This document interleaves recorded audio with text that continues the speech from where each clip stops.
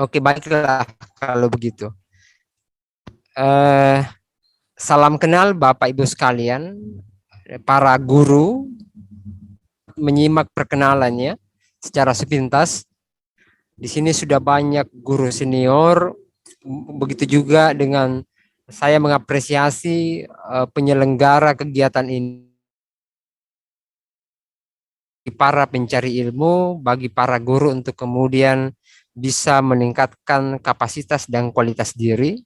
Saya mengapresiasi kepada Digital Learning Center dan yang terhormat juga pemateri, rekan pemateri, Bapak siapa tadi?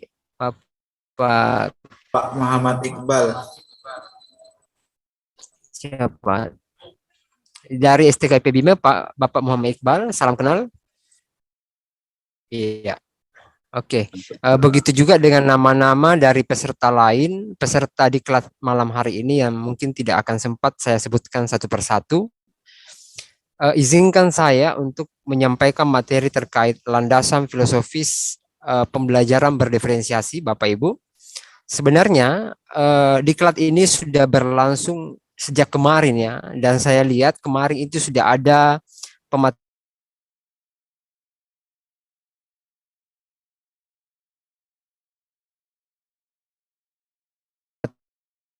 lebih mendahulukan pembelajaran berdiferensiasi, kemudian membahas tentang filsafatnya atau landasan filosofisnya.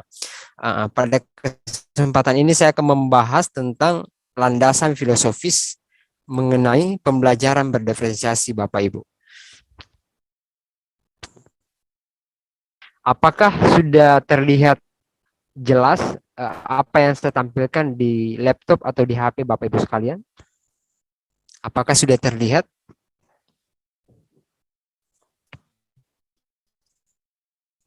Belum Pak.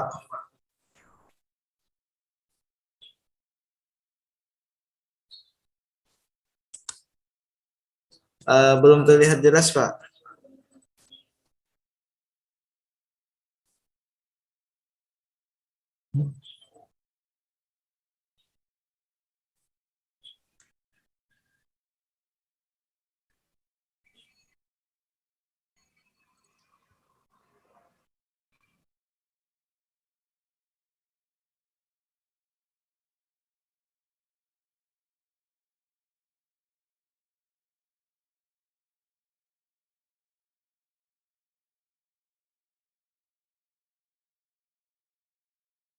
Apakah sudah tampil salin dia yang Sudah terlihat jelas Pak. saya tampilkan di layar? Sudah terlihat Bagaimana jelas Pak. Pak Ahmad Iya, dan moderator, apakah sudah tampil? sudah Pak. Oke, baik. Suara saya terdengar jelas. Saya terdengar Pak, agak sedikit patah-patah gitu Pak. Mungkin terkendala jaringan juga ini Pak.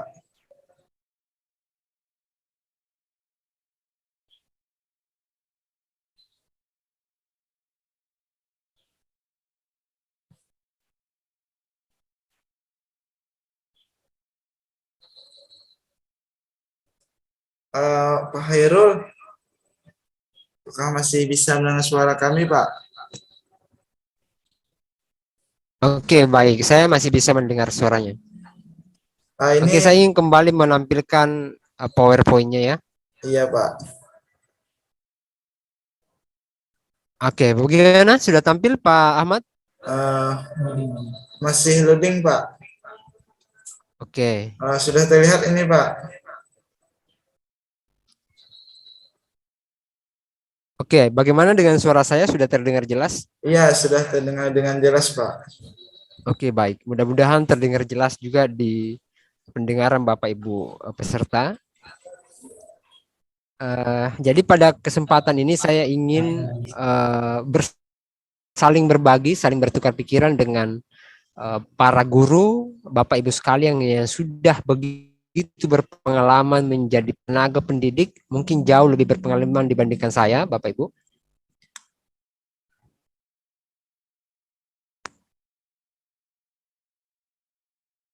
Masih terdengar jelas, Pak Ahmad? Iya, Pak. Oke, baik. Iya.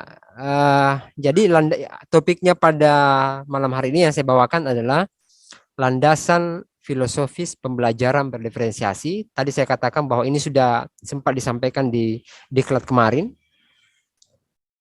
Sebelum masuk pada kata filosofis atau asumsi filsafat yang mendasari pembelajaran berdiferensiasi, tidak ada salahnya kita kembali mendialektikakan tentang berdiferensiasi, Bapak Ibu sekalian. Jadi berdiferensiasi pada hakikatnya itu adalah sebuah model pembelajaran yang lagi banyak dibicarakan dan banyak digunakan pada hari-hari ini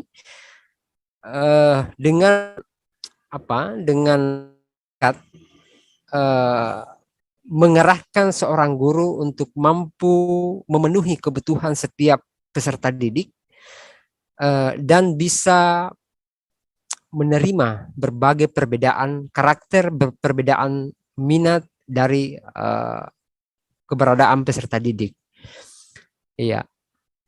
Uh, Bahkan saya ingin sampaikan sebelum kata berdepresiasi itu kemudian lagi banyak dibicarakan hari ini, mungkin di tahun-tahun sebelumnya itu kita sudah memahami, sudah banyak mendiskusikan tentang bagaimana memahami karakter peserta didik yang berbeda-beda sehingga membutuhkan sebuah sikap dari seorang pendidik atau seorang guru yang berbeda-beda pun.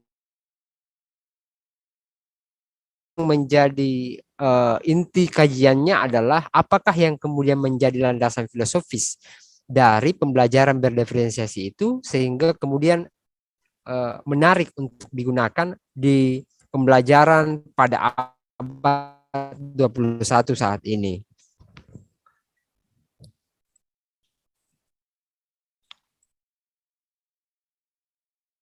Oke, baik Bapak Ibu.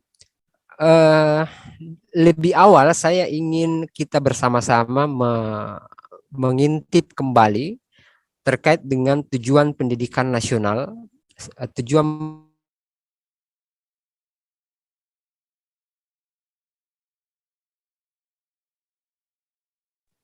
Halo Pak, halo.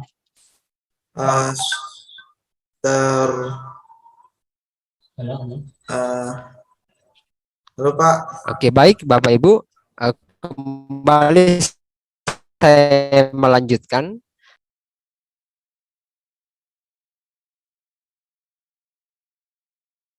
Ya, baik Bapak Ibu sekalian, mengintip atau melihat kembali tujuan pendidikan nasional, di mana secara umum pendidikan di Indonesia itu berlandaskan Pancasila, dan kemudian diturunkan dalam sebuah tujuan pendidikan nasional dengan redaksi kalimat sebagaimana yang tampil bahwa pendidikan nasional berfungsi mengembangkan kemampuan dan membentuk watak serta peradaban bangsa yang bermartabat dalam rangka mencerdaskan kehidupan bangsa dengan tujuan untuk serta didik agar menjadi manusia yang beriman dan bertakwa kepada Tuhan.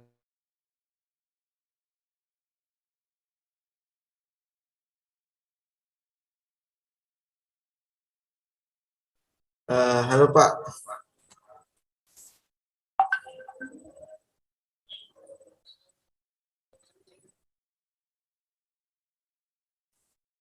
Hilang lagi, Pak. Mungkin terkendala jaringan kembali, Pak. Iya, ini jaringannya ini kurang bagus. Iya. Oke. Oke, saya lanjutkan ya. Pada tujuan pendidikan nasional, apa yang bisa kita lihat Bapak Ibu sekalian?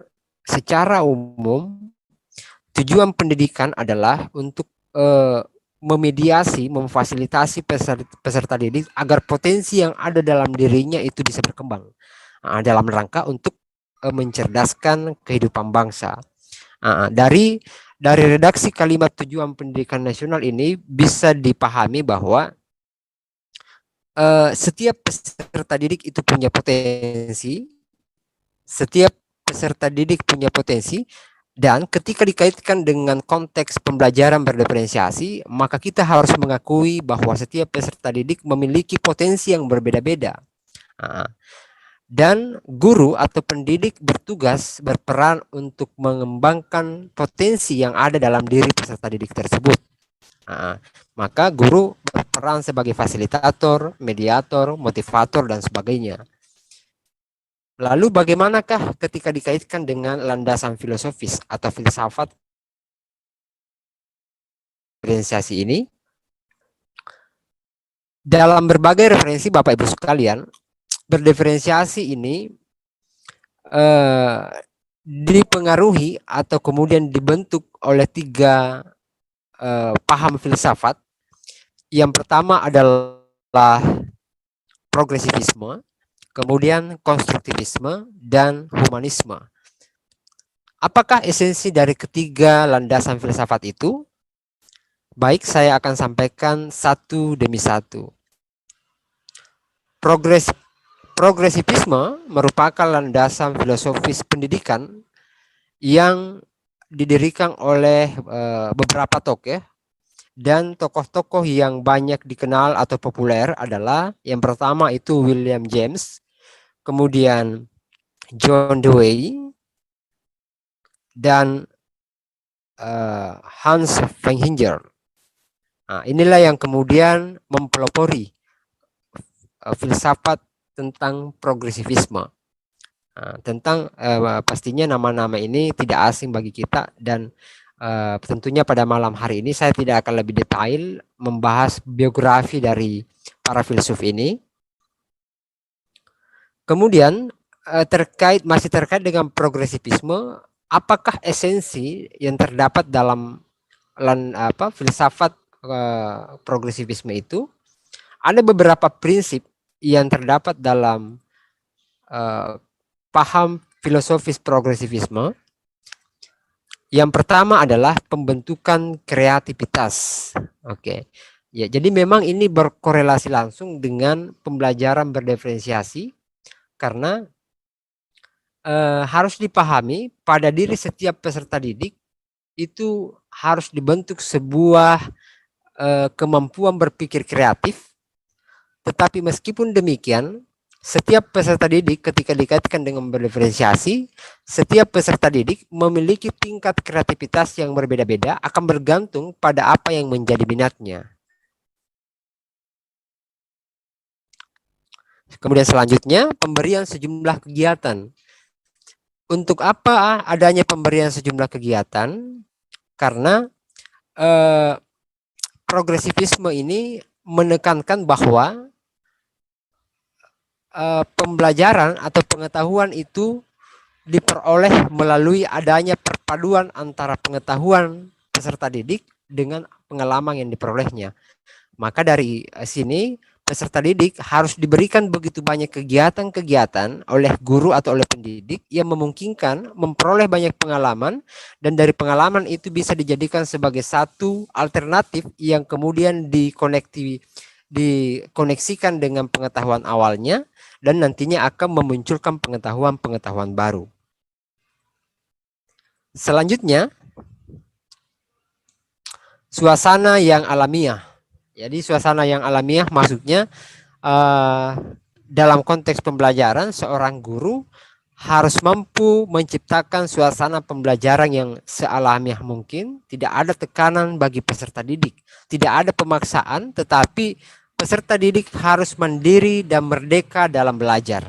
Nah, itulah yang kemudian berkorelasi dengan program Kementerian Pendidikan dan Kebudayaan hari ini tentang Merdeka Belajar, bahwa pendidik itu harus peserta didik itu harus merdeka dalam berpikir dan merdeka dalam belajar. Mereka harus memiliki peran untuk menentukan apa yang menjadi minatnya, bagaimana cara belajarnya, kemudian apa yang akan dicapainya. Selanjutnya dari progresivisme yaitu memperhatikan pengalaman peserta. Ini yang saya sampaikan tadi, bahwa dalam progresivisme ditekankan bahwa pengalaman peserta sangat diutamakan. Kemudian Bapak Ibu, untuk filsafat konstruktivisme sebagai salah satu yang mempengaruhi terbentuknya pembelajaran berdiferensiasi adalah ada beberapa tokoh. Yang pertama adalah Jean Piaget, kemudian yang kedua Lev Vygotsky, dan yang ketiga adalah Hans Vaihinger. Jadi ini Hans Vaihinger, dia berperan sebagai tokoh di progresivisme dan sekaligus berperan sebagai tokoh terkait dengan konstruktivisme. Namun ada yang menarik Bapak Ibu sekalian, supaya diskusi kita pada malam hari ini lebih interaktif ya, tidak pasif sebagaimana yang diharapkan pembelajaran berdiferensiasi. Bukan hanya pembelajaran satu arah, saya ingin ada respons dari peserta pada malam hari ini. Pada filsafat konstruktivisme sebagai salah satu filsafat yang mendasari pendidikan, ada perbedaan pendapat dari Jean Piaget dan Lev Vygotsky terkait dengan bagaimana pembentukan suatu pengetahuan. Ya, jadi kedua tokoh ini sama-sama berada dalam aliran konstruktivisme, menekankan bahwa pengetahuan itu dibentuk, tetapi ada perbedaan pendapat yang lama diperdebatkan oleh Jean Piaget dan Lev Vygotsky. Jean Piaget menekankan bahwa pengetahuan itu dibentuk oleh dibentuk oleh pengalaman. Ya, bisa terbentuk atau pengetahuan itu akan muncul ketika ada proses berpikir. Jadi walaupun ada pengalaman, ketika tidak ada proses berpikir dari peserta didik atau manusia, pengetahuan itu tidak akan muncul dalam pikiran manusia. Berbeda dengan Lev Vygotsky bahwa salah satu-satunya sumber pengetahuan adalah pengalaman, ya. Nah, ini terkait dengan perbedaan paham antara rasionalisme dan empirisme. Rasionalisme itu menekankan bahwa pengetahuan itu bersumber dari daya kerja otak atau daya kerja pikiran, tidak dipengaruhi oleh pengalaman. Sedangkan empirisme menekankan bahwa satu-satunya sumber pengetahuan adalah pengalaman, makanya dikatakan sebagai empirisme. Dan saya ingin mengajak Bapak Ibu sekalian untuk kemudian ikut berdialektika dari apa yang pernah didiskusikan oleh para filsuf ini terkait asal mula atau sumber terjadinya atau terbentuknya pengetahuan. Ada yang bisa bersuara atau ada yang bisa menyampaikan pendapat. Kira-kira menurut Bapak Ibu sekalian yang hadir, yang mendengarkan, pengetahuan itu diperoleh atau terbentuk dari cara berpikir seseorang, atau dari pengalaman, segala panca indera, bersumber dari pengalaman atau bersumber dari proses berpikir seseorang. Ada yang ingin bersuara Bapak Ibu? Supaya lebih interaktif ya, supaya tidak satu arah. Ya, pengetahuan itu dari pengalaman atau dari pikiran. Ini mengajak para senior-senior nih, guru-guru legendaris untuk sama-sama bertukar pikiran. Mungkin saya bisa kembali mendapatkan pembelajaran baru dari para beliau-beliau, karena banyak yang seperti orang tua saya di sini ya. Saya ini masih masih pemula dalam dunia pendidikan, walaupun sudah S3, tetapi dari kategori pengalaman dalam mengajar itu tentunya lebih berpengalaman Bapak Ibu sekalian. Tadi ada yang 20 tahun, ada yang 16 tahun. Ya, mungkin bisa Bapak Ibu ada yang bersuara tentang sumber terbentuknya pengetahuan, apakah dari pikiran atau dari pengalaman begitu. Mungkin Ibu Ayu Diana, ada Ibu Jainab, ada Ibu Ida dan lainnya. Supaya lebih interaktif nih. Saya takutnya saya berbicara di sini sedangkan orang yang di sana itu ada di dapur begitu. Bagaimana Bapak Ibu? Ada yang bisa bersuara? Jadi siswa itu bagaimana terbentuknya pengetahuan pada diri siswa? Apakah karena dia berpikir atau terbentuknya pengetahuan itu dari pengalaman, karena melihat benda, karena melihat fenomena. Ada yang ingin berpendapat? Bapak Ibu, mohon maaf, ingin melibatkan Bapak Ibu dalam diskusi kali ini.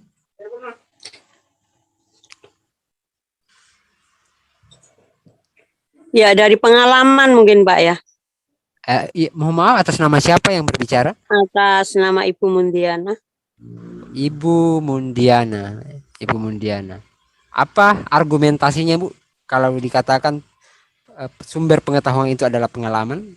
Ya, sumber pengetahuan itu adalah pengalaman. Jadi kita kalau bisa, sudah mohon maaf Ibu, diaktifkan kameranya supaya saya lebih interaktif. Saya akan mengaktifkan kamera juga. Enggak Pak, kalau diaktifkan kameranya kita nggak bisa kedengaran dengan ini jelas. Oh begitu. Oke, silakan dilanjutkan kalau begitu Bapak. Ya Ibu. Oke Pak, dari pengalaman, karena apa? Pengalaman kita selama ini kan kami guru IPA Pak ya. Iya. Jadi berdasarkan mereka praktek, kinerja, nah, sehingga mereka menghasilkan apa? Ilmu pengetahuan, menyimpulkan. Dari situlah kami berargumentasi tentang pengetahuan ini. Oke, baik. Terima kasih banyak Ibu Mundiana. Jadi berarti dari apa yang disampaikan oleh Ibu Mundiana berada pada paham empirisme, bahwa pengetahuan itu bersumber atau terbentuk dari pengalaman melalui panca indera, apakah didengar, apakah dilihat, dan sebagainya. Berarti sesuai dengan pendapat paham empirisme atau apa yang disampaikan oleh Vygotsky. Ada yang berpendapat bahwa sebenarnya pengetahuan itu dari pikiran, walaupun ada pengalaman. Ketika tidak ada proses berpikir, maka tidak akan ada pengetahuan. Ada yang ingin berpendapat berbeda? Bapak Ibu? Tadi ada Pak siapa ya? Pak Wahyu Subekti mungkin ada pendapat. Ya, silakan. Raise hand kayaknya. Pak Wahyu. Terima kasih.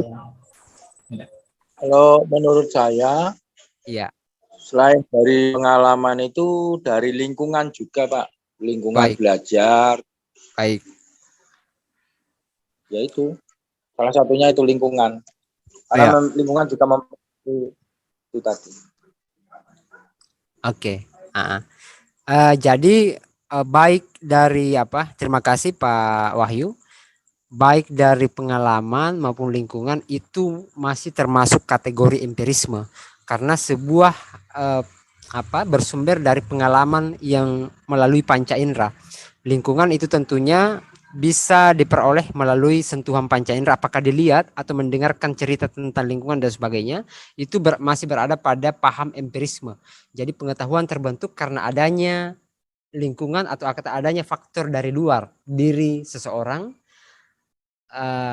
Bisa dikatakan secara praktis bahwa seseorang tidak akan mampu bercerita tentang kuda ketika dia tidak pernah melihat kuda. Seseorang tidak akan mampu bercerita tentang HP, mendeskripsikan handphone ketika dia tidak pernah melihat bendanya begitu. Dia tidak akan ada pengetahuan tentang handphone karena ketika dia tidak menggunakan inderanya untuk melihat atau mendengarkan cerita tentang handphone. Itu paham tentang empirisme. Ya. Ada yang berpendapat berbeda Bapak Ibu bahwa sebenarnya pengetahuan itu terbentuk dari pikiran, bukan dari pengalaman. Ini supaya lebih aktif nih. Karena ini berbicara tentang filsafat ya. Mungkin Ibu Yuda bisa mendengarkan suara saya?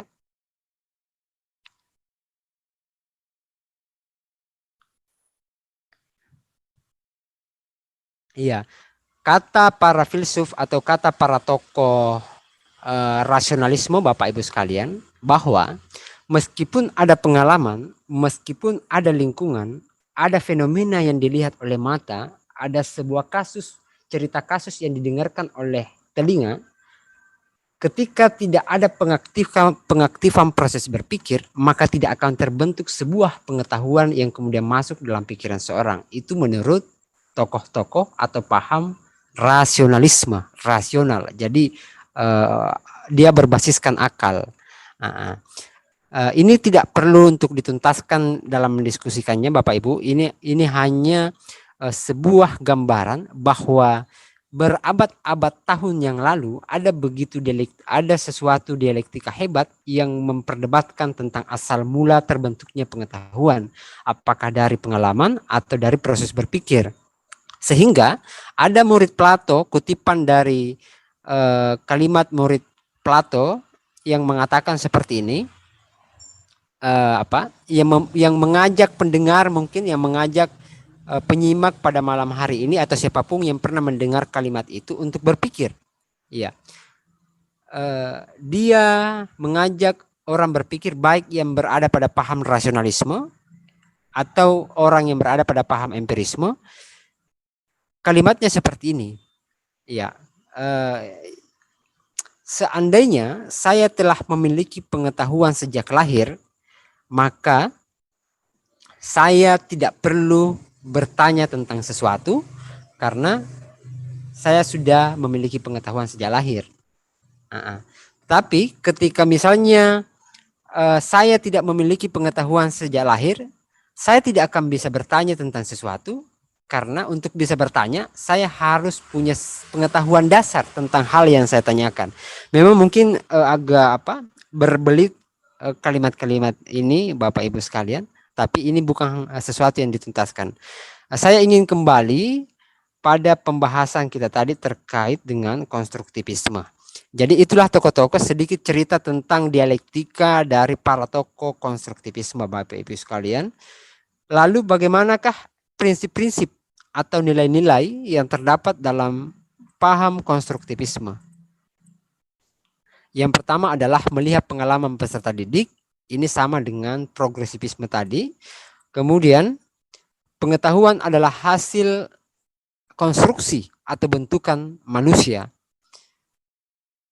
Selanjutnya, pengetahuan tidak dapat ditransfer begitu saja dari seorang guru kepada peserta didik. Ya, ini penting. Menurut Ausubel, salah satu tokoh pendidikan Bapak Ibu, bahwa ketika siswa kita, ketika peserta didik kita mampu menyampaikan sebuah konsep persis dengan apa yang diajarkan oleh Bapak Ibu guru, sebenarnya dia belumlah belajar. Proses belajar adalah ketika seorang peserta didik mampu menciptakan maknanya sendiri berdasarkan apa yang disampaikan oleh gurunya. Jadi kalau siswa diminta menghafal, pengertian ini adalah ini, persis sama dengan disampaikan siswa, itu belum ada proses pengaktifkan berpikir dari peserta didik untuk membentuk pemahamannya sendiri. Iya, jadi makanya sebenarnya tugasnya guru itu hanyalah fasilitator, mediator untuk memberikan stimulus bagi siswa agar bisa membentuk maknanya, pengetahuannya secara mandiri. Itulah yang relevan dengan yang namanya merdeka belajar. Merdeka belajar yang banyak digaungkan hari ini adalah itu lebih kepada konteks secara makro, bagaimana adanya pertukaran pelajar antara satu sekolah dengan sekolah lain, bekerja sama dengan UMKM, kemudian entrepreneur dan sebagainya. Tetapi dalam konteks yang lebih mikro, yang lebih spesifik, Bapak Ibu, kita bisa menyebutnya merdeka dalam berpikir. Siswa harus diberikan kemerdekaan dalam berpikir, tidak boleh didikte oleh seorang guru. Sama yang dengan disampaikan oleh Paulo Freire, bahwa guru harus mampu memerdekakan siswa dalam berpikir. Kemudian selanjutnya dari konstruktivisme Bapak Ibu, pengetahuan bukan sesuatu yang sudah jadi, melainkan suatu proses yang berkembang terus-menerus. Dan terakhir, rasa ingin tahu peserta didik amat berperan dalam perkembangan pengetahuannya. Ini disebut dengan kuriositas. Yang ketiga dari filsafat yang mendasari berdiferensiasi Bapak Ibu, humanisme. Ini tentang bagaimana menyikapi manusia. Tokohnya adalah yang pertama Abraham Maslow, kemudian Carl Rogers, dan Habermas. Adapun prinsip-prinsip yang ada di dalamnya, yaitu yang pertama keunikan. Nah, ini yang terkait apa yang sempat saya jelaskan tadi, bahwa peserta didik itu unik Bapak Ibu. Iya, kita tidak bisa memaksakan bahwa dia harus setara, memiliki pengetahuan yang setara satu sama lain dalam satu materi atau dalam satu bidang studi. Bisa jadi nilainya jelek pada satu bidang studi, tetapi dia begitu cemerlang pada bidang studi yang lain karena minatnya di situ. Iya. Nah, disinilah mungkin bisa menjadi bahan diskusi Bapak Ibu. Apakah adilkah kita ketika tidak ketika memberikan nilai rendah pada siswa, padahal dia tidak berminat di situ. Nah, tentu ibu hanya menjadi pelaksana karena memang ada aturan bagaimana menilai itu dari pusat ya. Nah, itu mungkin bisa menjadi sebuah bahan diskusi.